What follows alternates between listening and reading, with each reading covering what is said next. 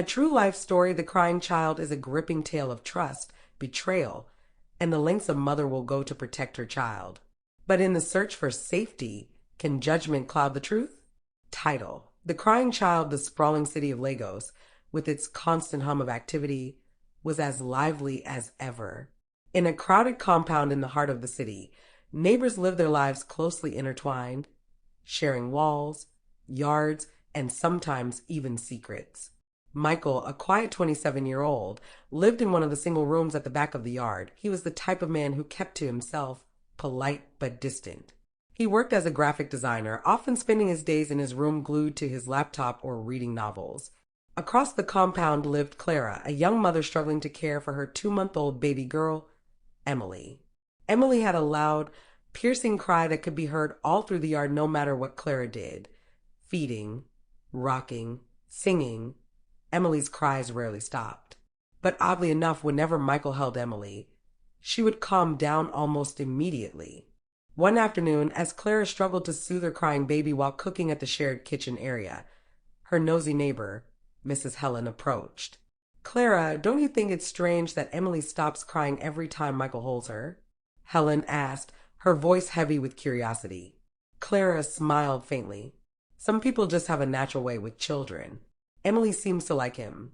Helen frowned. "A child prefers a stranger to her own mother? Clara, think about it. Have you ever wondered what he does to her?" Clara paused, a flicker of doubt crossing her face. But she quickly shook her head. "Michael is a good man. He's just helping out.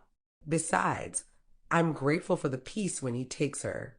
Helen shrugged, unconvinced. If you say so. But keep your eyes open."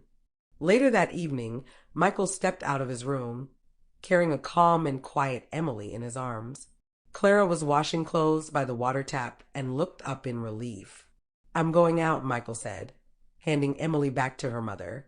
"Thank you, Michael," Clara replied, taking her baby.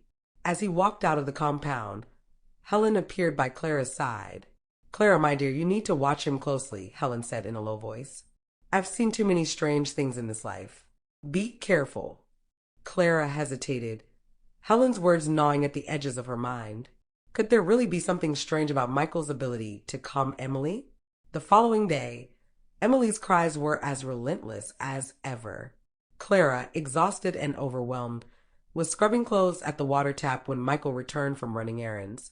He approached her, concern written all over his face.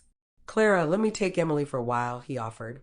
Though she hesitated, Clara eventually handed Emily over. As usual, within moments, the baby stopped crying. But this time, Clara couldn't ignore the nagging suspicion planted by Helen. She decided to find out for herself what Michael did to quiet Emily so quickly. She waited a few minutes before quietly walking to the back of Michael's room. One of his windows near the backyard was slightly open, and the curtain barely concealed the view inside. Steeling herself, Clara tiptoed closer and peeked through the gap. What she saw made her blood run cold.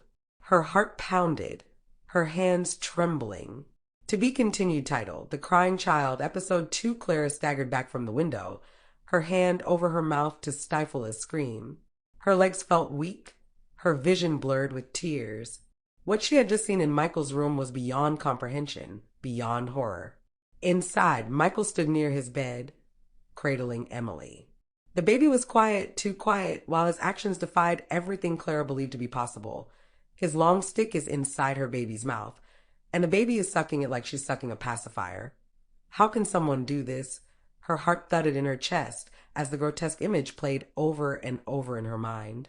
For a moment, Clara froze, torn between fear and rage. But then a surge of fury overtook her. Without thinking, she pushed open the door to Michael's room and stormed inside. "Michael, what are you doing to my baby?" Clara screamed, her voice shaking with emotion. Michael whipped around, his face pale and his eyes wide with shock. He stumbled backward, trying to stammer out a response, but the words wouldn't come. Clara snatched Emily from his arms, clutching her daughter to her chest as tears streamed down her face. Her body trembled, and she could barely hold herself upright. You monster!" Clara spat, her voice hoarse. How could you? How could you do this to a baby? The commotion drew the attention of the neighbors, who began to gather outside Michael's room. Helen was the first to push through the growing crowd. Clara, what happened? What's going on? Helen asked, alarmed by Clara's trembling state.